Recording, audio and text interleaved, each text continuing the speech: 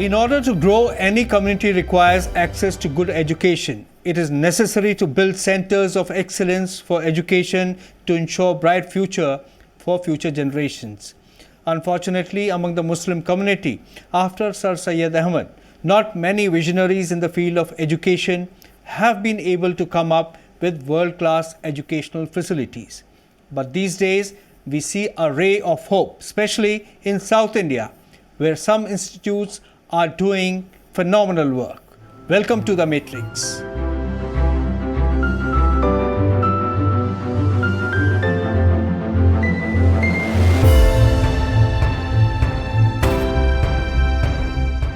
In this episode, I'll speak online with Dr. Abdul Salam Ahmed, who's the CEO of Markaz, which has emerged as a center of excellence for education in Kozhikode, Kerala.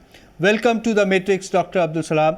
I begin by asking you, what's the concept behind starting or setting up the Markaz, which is also known as Knowledge City worldwide? Thank you very much, Mr. Atif, for giving me this opportunity to interact with you, especially on the education, which is badly needed by everybody, all the communities. It's badly required. And also the education, the mode of education is getting changed. So those who are not keeping in pace with the trends of the technology, they cannot survive. In Kerala or in other places, many colleges are getting empty, wanting for students. In this context, I am speaking from Kerala, where we have built a city for the knowledge, which is called Markaz Knowledge City. So back to the question, Markaz and Markaz Knowledge City. Markaz is a parent organization. We generally call it as Markaz Thaqafat Sunniya or Jamia Markaz. Yes. Which is established in 1978 to give education to orphans. There are around 40 students that picked up from the poor families and started giving them the all sort of education. And it has grown from there to now. When it started growing, it started progressively adding institutions. And after the post-graduation or after graduation or after plus two, they need to go for higher education outside Kerala. So especially the chairman, Sheikh Abu Bakr bin Ahmed, is a scholar, and he is particular about the culture, the way that the students is being grown, and in a culture, in a moral upbringing, and respecting the elders, respecting the system, respecting the role of the country. So when he was concerned about students going out and studying, when they come back with the education and losing that character they built in the Markaz, he wanted to bring in modern education. That is why he formed or he built Markaz Knowledge City. So Jamia Markaz is an parent organization under which Markaz Knowledge City is one of the components for the higher education. Right. Dr. Abdul Salam, I'd like to now ask you, it's been a while now, almost more than 7 years, that the Knowledge City is in existence. What difference is it making in the people's lives who are associated with it? Wonderful. If you look currently into the Markaz Knowledge City, Markaz Knowledge City is not. I am telling that Markaz Knowledge City, there are a lot of opinions among the people. It is why we need a hotel in the Knowledge City, why we need an exhibition center in the Knowledge City. The Knowledge City it's a unique exercise we did in South India, and there is no such parallel exercise we could see anywhere in South India. We followed what is happening elsewhere in the world. Conventionally, cities are growing within the city, a vertical growth. Moving away from the city, bringing a city exclusive education is a new experiment. that we did successfully. So if you see that in the Markaz Knowledge City, there are many elements supporting to the education. For example, we have moved out of the from the city life and moved gone in the rural area and developed the city. You can expect that the commutation between the city and is going to take. The basic principle behind it is in 20 minutes walking distance, the people who are living there need to get all access to the education, health, culture, shopping, everything within 20 minutes walking distance. So, if you want to quantify the benefits of the Marcus Knowledge City, you can see that around 3,200 people are already residing in the city or coming for education, coming for jobs. Around 4,000 jobs are currently being provided, and 50% of them are women. So, Markaz City, within the city, we could create job, and we expect that the job demand will be increased to something 10 times of what we are providing. We are providing 4,000 jobs. The plans and schemes are being chalked out to increase the job opportunities to 10 times of what we're giving now. And the capacity, the people who are going to live in that, therein, they're getting the better education and the quality health or hospital, both the traditional medicine, Ayurveda, supported by the Ayush, and the modern medicine all together. They're giving as an integrated health facility. Plus, there is a place for living and all the urban amenities. Plus, you have the place for the shopping. You can go and buy anything, even without using your car or even using your two wheelers. So, city is clean. It's in as far as cleanness and the provision of oxygen and provision of the minimization of the carbon dioxide or carbon footprint. The city has been applauded by the world as a sustainable city. So the multifold benefits are getting derived by the people living within the city and outside the city. Plus, we have an agriculture supporting the city.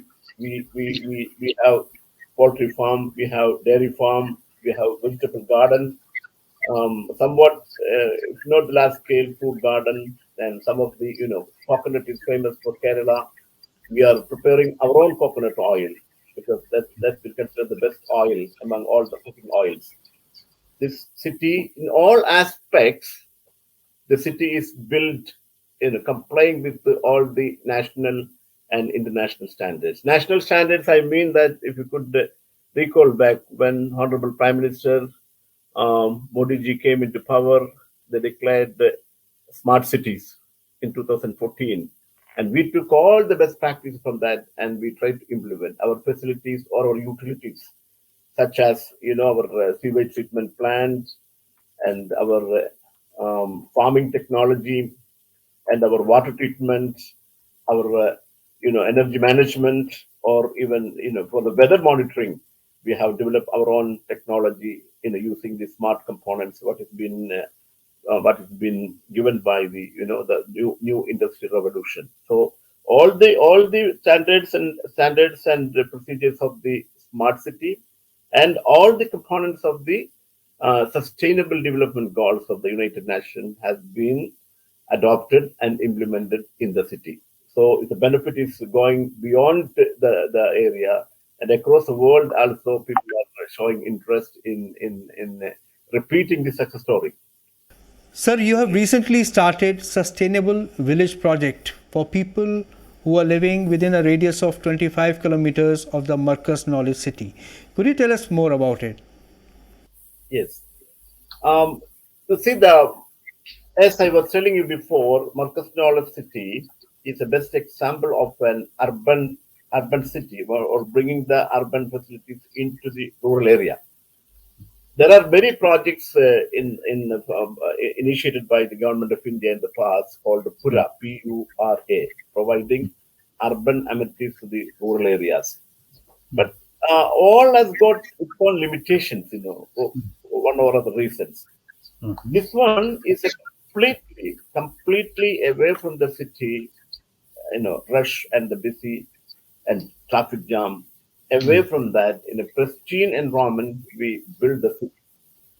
You could understand that, when we come to the village and we made an four-star hotel, the emotions of the people, it's very Yes. difficult to convince them. Initially, though we had the complete plan and strategies with us, but it's not easy to explain everybody and tell them that this will benefit you tomorrow. In Right. their It's very our difficult. steps, they're going to get the best education. What is been getting by going to Britain or America. So it is a difficult task. Then, if you look into the United Nations Sustainable Development Goals, there are 17 goals listed by the United Nations.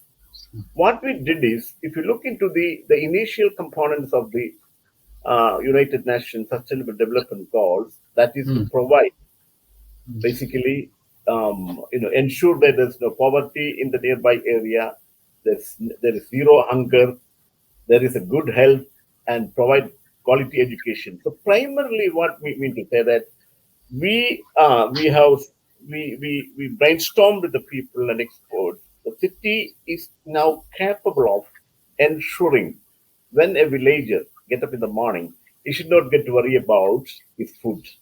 He should not worry about his health. He should not worry about the education of their children. He should not worry about the health of their family.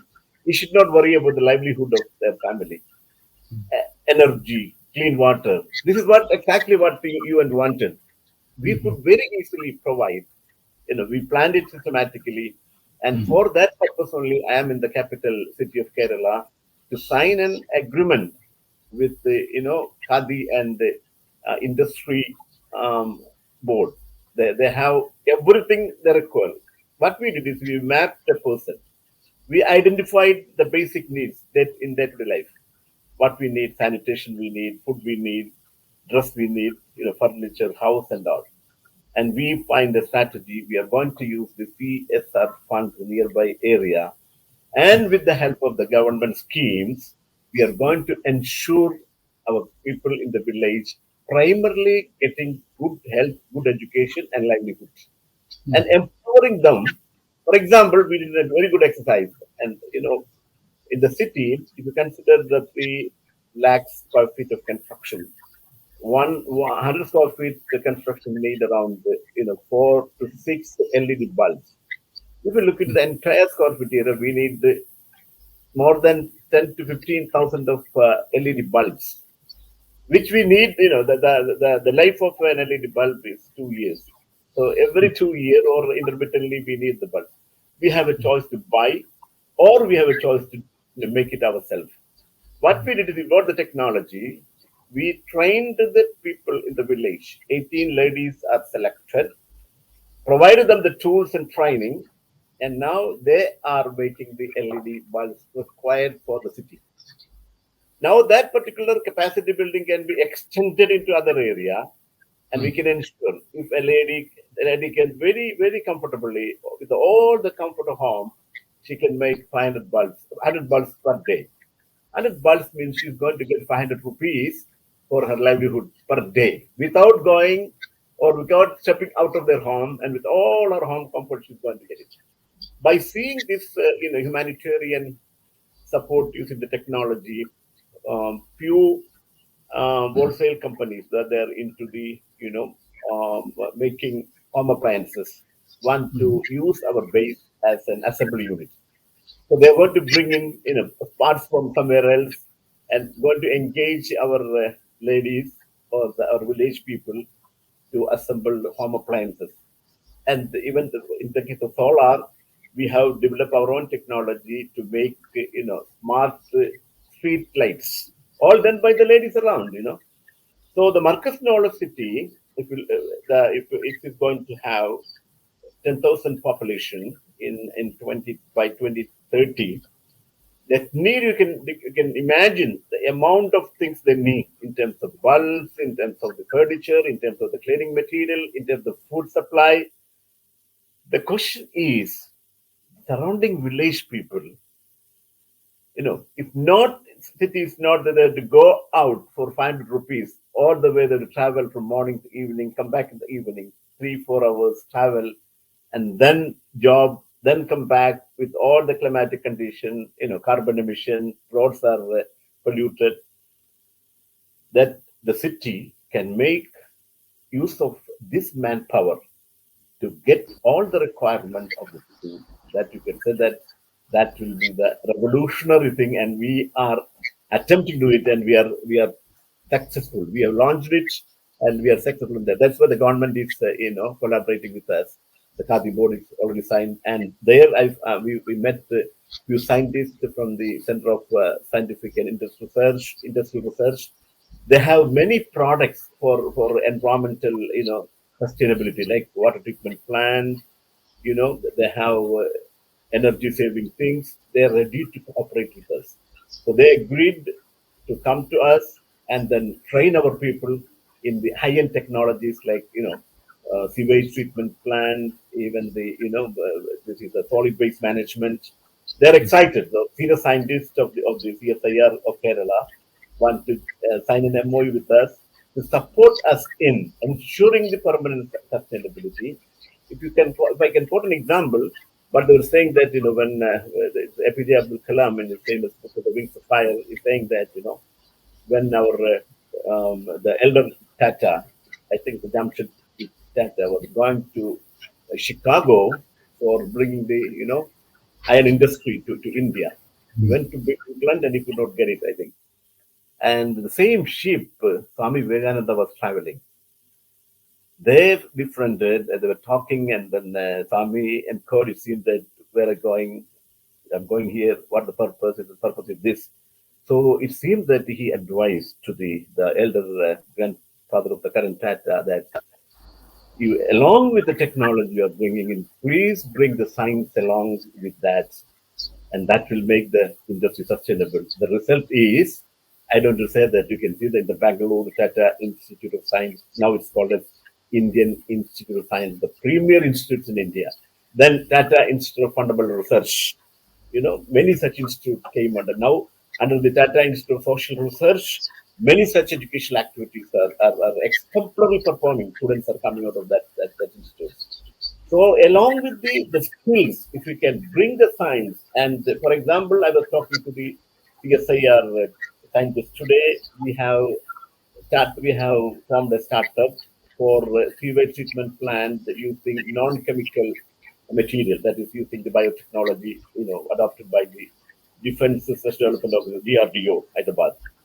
We have contacted them. We got the technology. It is using enzymes that feed the water, and we are going to form an institute for water management along with that.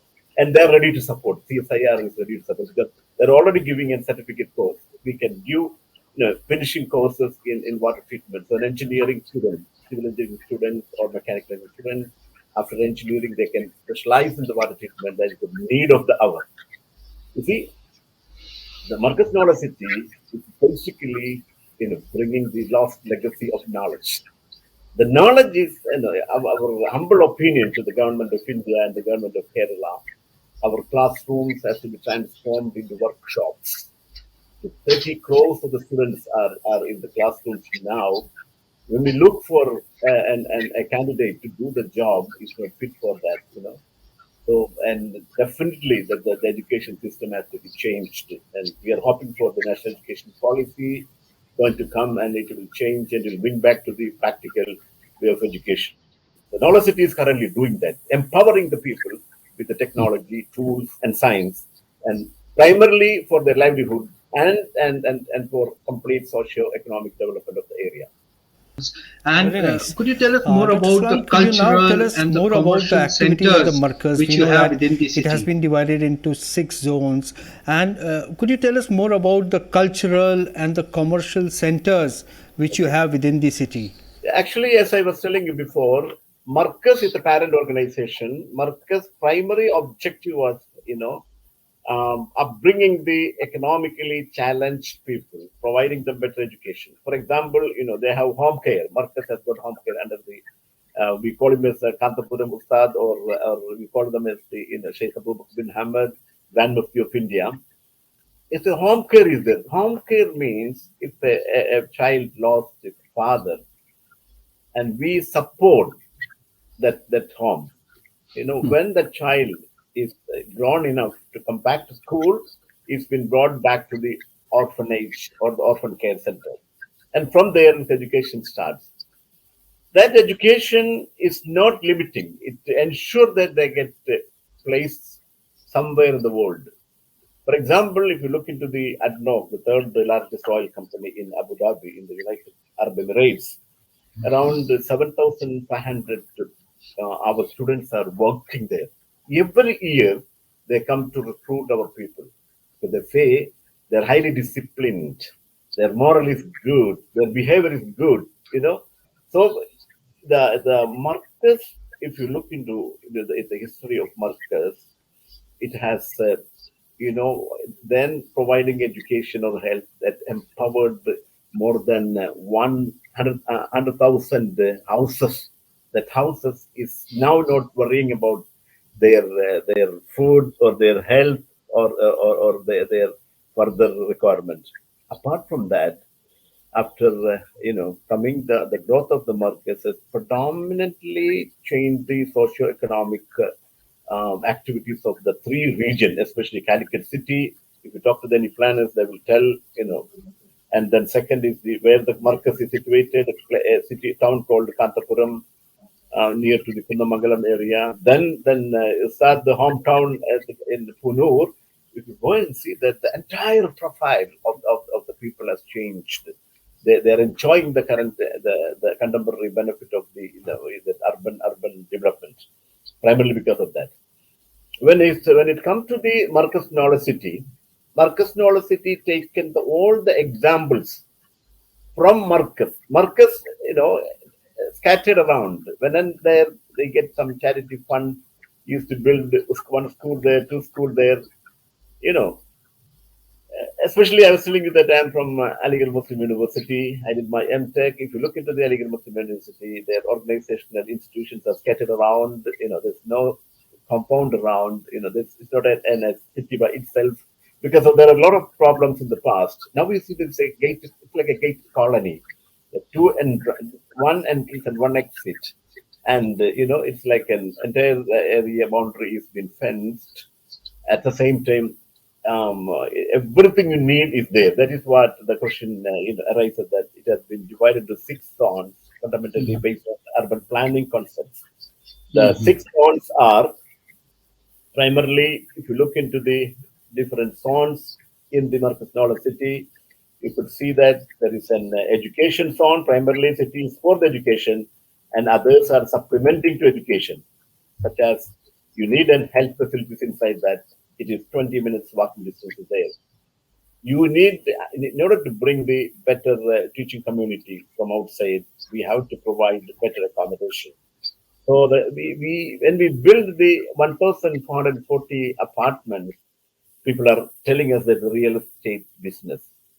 We would we told them humbly that yes, it is, but it is a socio-centric real estate, because whatever the profit we got from the building apartments, that money has been pumped into building institutions such as Marcus Law College is there, the first of its kind Marcus Unani College, approved by the Ministry of Ayush and the Health Ministry of Kerala. We have the business school Aimer. We have that is the what we call it as the Viras World Institute for Research and the Advanced Sciences. We have research foundation for the Malabar. These institutions are built with the profit of the real estate we have done in the rural area and the Right. commercial area. So primarily 6 zones: education, that's a key. Then we have a culture. The culture I was talking about, the culture that don't disturb others, the culture that teach people to coexist, not breaking the law of the land, not breaking the rule of the land, and teaching them to coexist the way the animal kingdom is coexisting. You are also bound to coexist because India is a diverse country, different culture, different practices, different beliefs, but we have to coexist. This is called culture, Then there is a health zone primarily for both the medical practices. The modern medical practices, 150-bed hospital is there. Plus, all the practices approved by the Ayush, including naturopathy and yogic science, we got approval, and the clinic is running there. Then the Yunan is there. Then you got 150 shops are there. We call souk. If you look into the past of the Mughal period, if you come to the Jama Masjid area or you go to Taj Mahal, you can in the Jama Masjid area still it is active called Chandani Chowk. And in Taj Mahal also it was there, but it is not been used now. The souk is a part of the culture, wherein we are getting an opportunity to bring in all the goods prepared by the villagers, maybe agricultural products, maybe the one that if you, in North India, if you go there in the winter time, the mushaira will be there, and people will bringing and showcasing the products that they developed in the Aligarh is very famous block industry, and the Yes. Purja is very famous for the porcelain. These things they can come and showcase it. That is why we are joining hands with the Khadi and the village industry board. Why? These type of product in the village, that increases the GDP of the country. That boosts the GDP of the country. The product of my own from the flora and fauna of my own area. If I take it and make the product which I need, that will increase the GDP of the country. That give the strength to the economy of the country. So the souk area, the commerce is exclusively for that, for the people to come and showcase their product, sell their product, and encourage them to produce more, encourage them to make farming more, and then depending on always I would say product. I'm not talking about that it has to coexist, but we have to encourage the people, the cottage industry. The cottage industry, if not be encouraged, the one that is making India unique, that we lose that.